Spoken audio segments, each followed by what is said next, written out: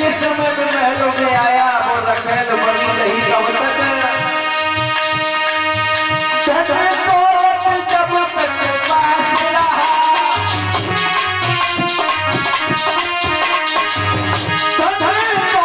जब तक पास रहा घर में वो तेरे बनी रही हुआ तेरा खत्म हुआ तेरा मार के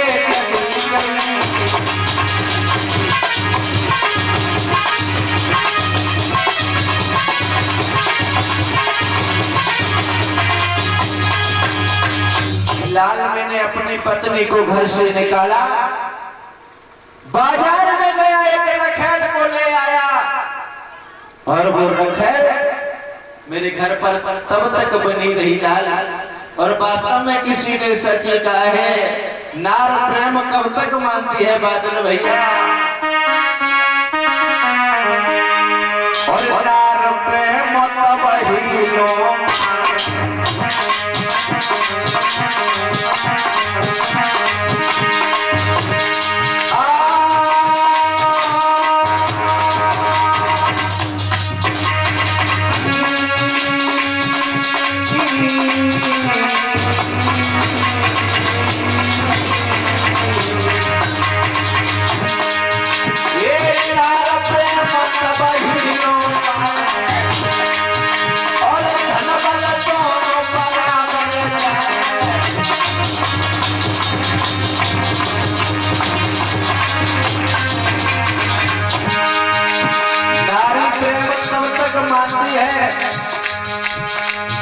मेरे भाइयों। जब तक जेब में पैसा है और शरीर में दम है, एक नार प्रेम तब ही लो जब हो और धन तो बड़ा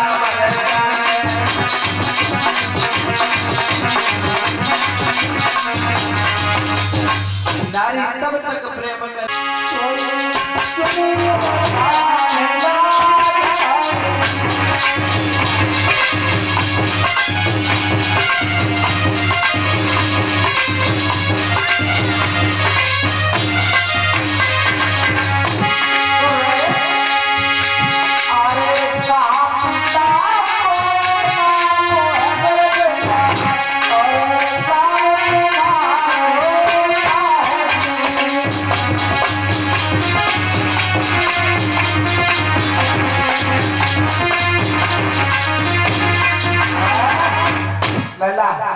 तुम्हारा नाव का है, तुम्हारा गाँव का है, तुम्हारे बाप को नाव का है और का काम करत हो ब्याह तो करिए ही हम। सुनो, हाँ मेरा नाम यशवर्धन है। यशवर्धन नाम है आपका? मेरे पिता सेठ शील प्रकाश। हाँ हाँ। जो मेरा गांव है ये बाला रसी, ये बगीचा तो मेरा ही है। हाँ हाँ हाँ। बेटा हाँ एक बात कहूँ आपसे? बताओ।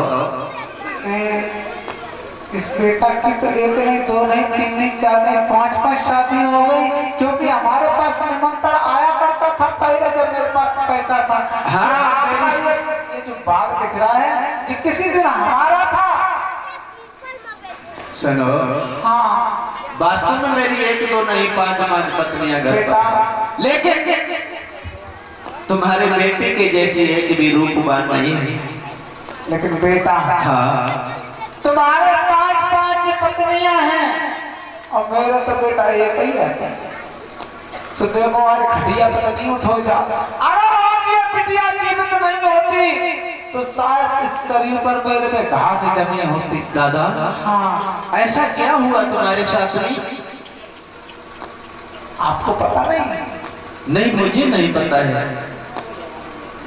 उसी समय वो बूढ़े दादा कहने लगे, बेटा मेरी एक बात सुनो, उसके बाद में मेरी बेटी के साथ में विवाह कर लेना। वो बूढ़े दादा कहने लगे, बेटा एक समय था, मैं भी जवान था, मेरा भी मन हुआ ले चले जाओ और थोड़ा सा जहर तुम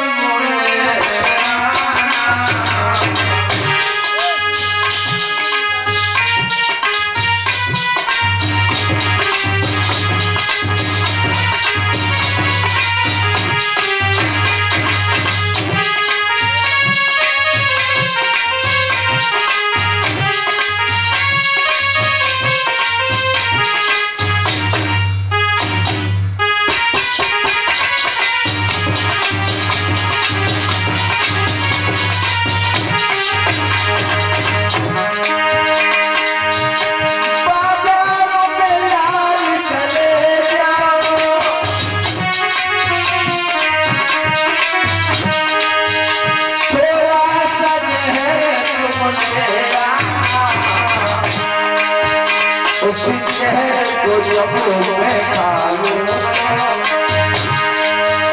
तेरी संग के धार जाएगा।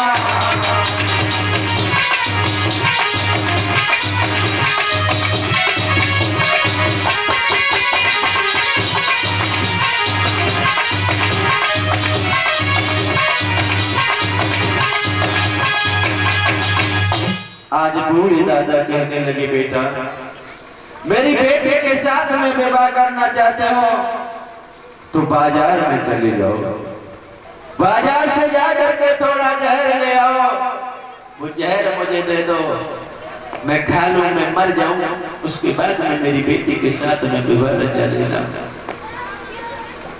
यशवर्धन कहने लगे, दादा ये क्या कह रहे हो? अरे तुम्हारी तो एक पत्नी थी, दूसरी नखेल लेकर के, तुम्हारी तो दो ही पत्नियां थी, तुम इतने कष्ट में हो गए, तो मेरे पास तो एक दो नहीं पांच पत्नियां हैं, तो मेरा क्या होगा? उसी समय कहने लगे, नहीं दादा मैं तुम्हारी बेटी के साथ में विवाह नहीं करूंगा। आज वहां से भाग देते हैं ऋषि पतन की ओर।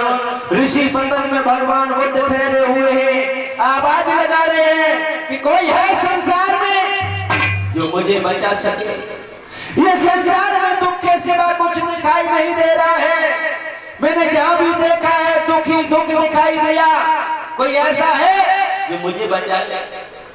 भगवान बुद्ध उनके कानों में जब ये आवाज पड़ी तो आज भगवान बुद्ध निकल करके उसी मार्ग पर आ गए और कहने लगे, बेटा यशवर्धन खड़े हो जाओ, मैंने उस मार्ग की खोज कर ली है जो दुख से सुख की ओर ले जाता है, आओ मेरे साथ में आ जाओ।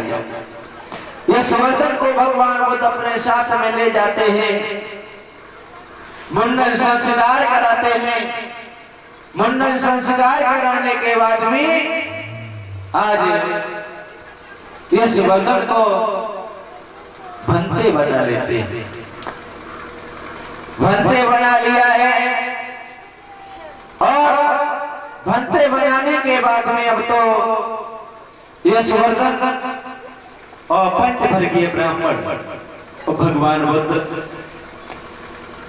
आज धम्म देशना भगवान बुद्ध देते हैं, यशवर्धन सुनते हैं, पंचवर्गीय ब्राह्मण भी बैठे हुए हैं। ऐसा ही नहीं मेरे धम्म प्रेमियों, इधर 3-4 रोज हो गए यशवर्धन लौट करके नहीं गए, तो सेठ शील प्रकाश ने कहा आज सभी नौकरों को बुलाया है।